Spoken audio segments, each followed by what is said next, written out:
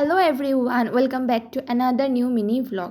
তো সকাল সকাল ঘুম থেকে উঠা সেটাই জানলাটা খুলে একটু ফ্রেশ হওয়া লাগে, কিন্তু ফ্রেশ হওয়া তার আমার ঘরের ভিতরে আয় না। যেহেতু ডে অফ, তাই ভাবলাম একটু রেস্ট করুম, কিন্তু কী আর রেস্ট করুম কন, এত কাজ পড়ে রয়েছে। তো আমার বান্ধবী যেহেতু গেছে হসপিটালে, তো আমার আজকে ডে অফ, তাই আজকে হসপিটাল যাইতে লাগবে, তো তাই হসপিটালে গেছে।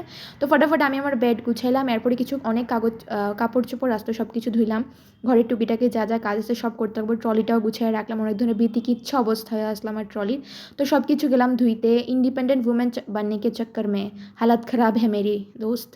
তারপরে এই করলাম দোসা দিয়া ব্রেকফাস্ট। আচ্ছা, তারপর আমার বান্ধবীর রুমটা খাটটাও একটু গুছাইতে লাগবো, যেহেতু তাই বাইরে গেছে। তো বাইরের থেকে যদি খাটের অবস্থা দেখে অবস্থায় ভালো লাগতো না, তো আমি সুন্দর করে তাই খাটটাও গুছাই দিতে আসলাম।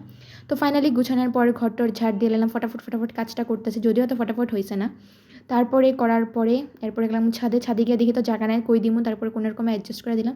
তারপরে স্নান সারার পর একটু হালকা স্কিন কেয়ার করলাম, স্কিন কেয়ার করার গেলাম খাইতে, কিন্তু খাওয়া দেখা তো আর খাওয়া হলো না। তারপর অর্ডার করলাম বিরিয়ানি, বাট বিরিয়ানি দেখাও আর খাওয়া হলো না। বিরিয়ানিটা আমার মন মতো হলো না, আর কি দুঃখের জীবন কাটাতেছি।